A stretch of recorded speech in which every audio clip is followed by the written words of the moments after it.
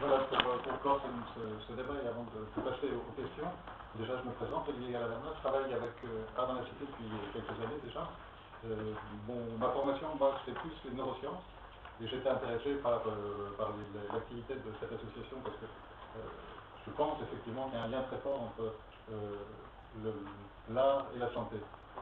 Quand on reprend un petit peu tout ce qui a été dit depuis tout à l'heure, avec d'abord Axel Kahn, qui m'a en fait piqué tout ce que j'avais envie de vous dire, ça va simplifier un petit peu les choses.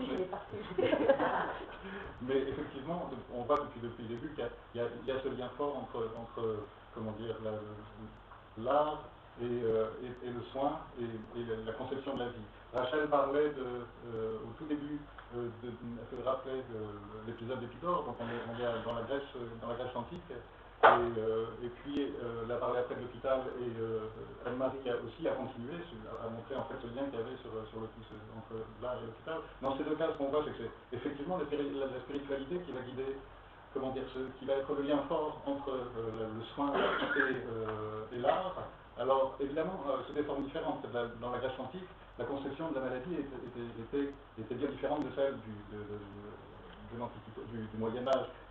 C'est bien différente. Ça, je l'ai dit, je n'ai pas vécu aucune de ces époques, mais à l'époque de la Grèce antique, toute la maladie est envoyée par les dieux. C'est parce que vous avez fait quelque chose à un dieu, vous n'avez pas su l'honorer, ou c'est un esprit malin qui vient. Et pour se guérir, on passe à travers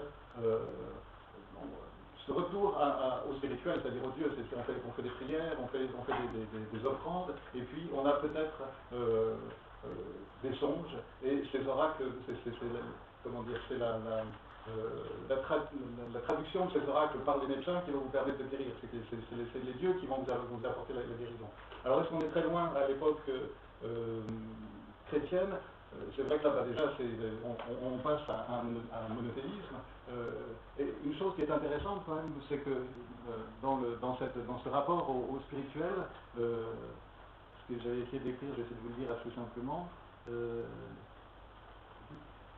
une chose, c'est peut-être là encore toujours le châtiment de Dieu qui s'exprime à travers la maladie, mais ce qui va changer, c'est que la souffrance comporte en elle son salut, à l'image de l'enseignement du texte de Saint-Paul, pour que c'est assez marrant et assez fort. C'est-à-dire que la souffrance est peut-être aussi une voie de guérison, mais là pas de guérison, c'est qu'il y a un ailleurs. Donc en fait, tout ce que je voulais dire, c'est que c'est dans la spiritualité, c'est la spiritualité qui va être le support de la guérison à travers l'art. Et l'art, effectivement, c'est ce lien qu'il y a entre le surnaturel et soi.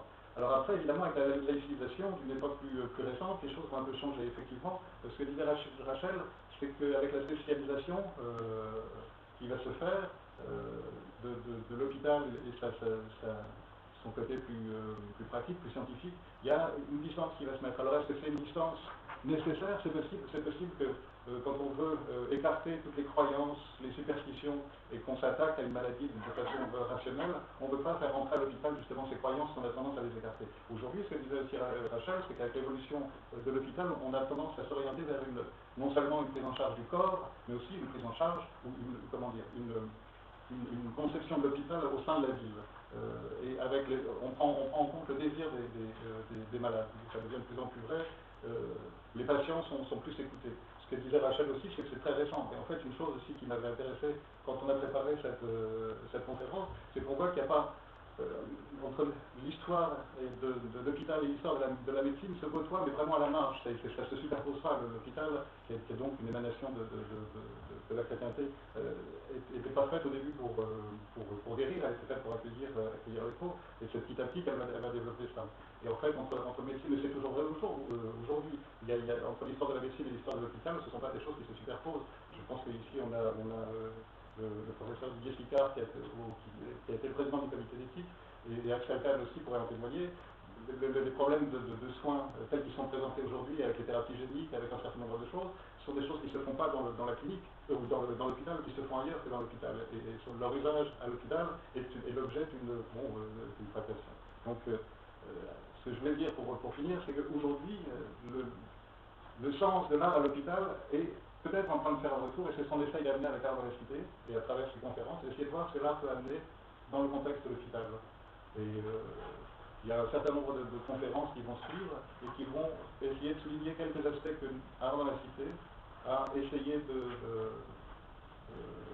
comment dire, de prendre en compte. Qu'est-ce que c'est que de mettre une œuvre dans une salle d'attente des urgences? Qu'est-ce que c'est que de mettre une œuvre dans un espace réservé aux personnes âgées? Qu'est-ce que c'est que de mettre une œuvre dans une salle de réanimation, qui va être une des activités d'Art dans la Cité cette année? Donc là, on voit bien qu'il y a une véritable réflexion sur le rapport de l'art et de l'apport de l'art contemporain dans l'hôpital aujourd'hui.